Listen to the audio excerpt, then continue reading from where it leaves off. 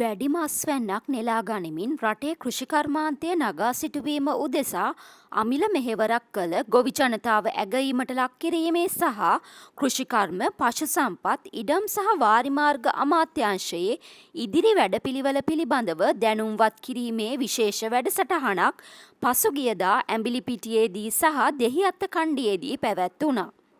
කෘෂිකර්ම පශු සම්පත් ඉඩම් සහ වාරිමාර්ග අමාත්‍ය කේ.ඩී. ලාල්කාන්ත මහතාගේ ප්‍රධානත්වයෙන් පැවති මෙම උත්සවයේදී සිය අක්කරයකින් ඉහළ අස්වැන්නක් ලබා ගනිමින් ජාතික නිෂ්පාදනයට දායක වූ ගොවි මහත්ම මහත්මීන් රැසකට උපහාර පුද කෙරුණා.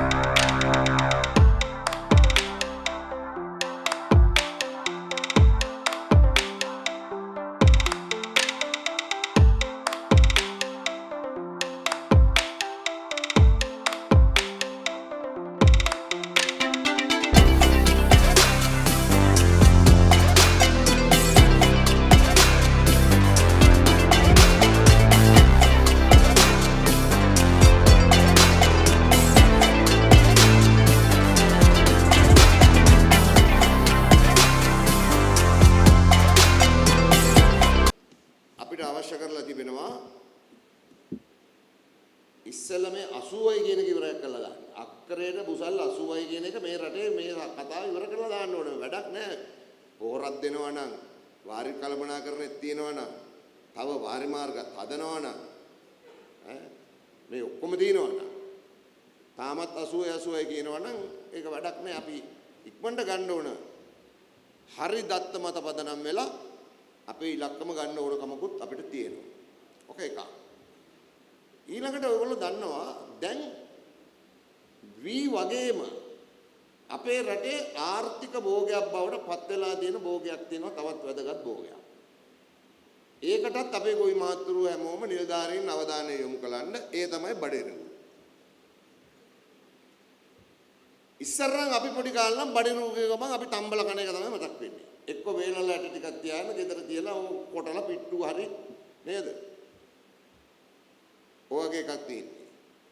දැන් අපේ කුකුල් මස් මුළු කර්මාන්තෙම, බිත්තර මුළු කර්මාන්තෙම,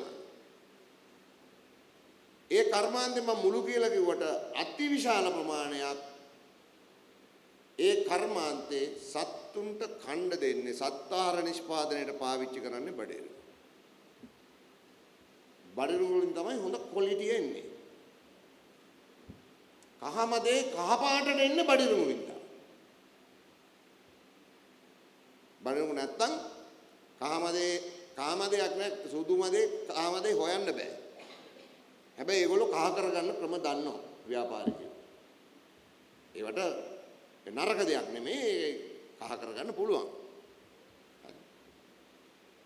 දැන් ලංකාවට මෙට්‍රික් ටොන් ලක්ෂ 7ක් ආසන්න වශයෙන් බඩිරුව ඕනේ. මේක මේ වීත් එක්ක හාල් එක සම්බන්ධයි. ඒකයි මම මේක ගත්තේ. හරි.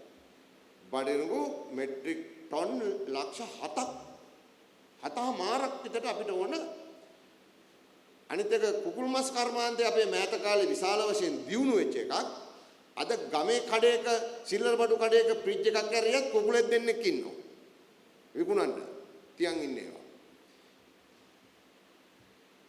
බිත්තර ගත්තොත් ඕන කඩේක වගේ තියෙනවා සාමාන්‍යයෙන්.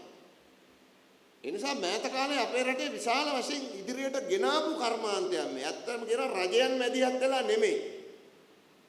පෞද්ගලිකංශයේ දායකත්වයෙන් ආපු කර්මාන්තය. දැන් අපිට විදේශ රටවල් වලටත් යවන්න අවස්ථාව ලැබිලා තියෙනවා කුකුල් මස්. ලොකු වෙළඳ පොලක් අපිට විවෘත වෙමින් තියෙනවා.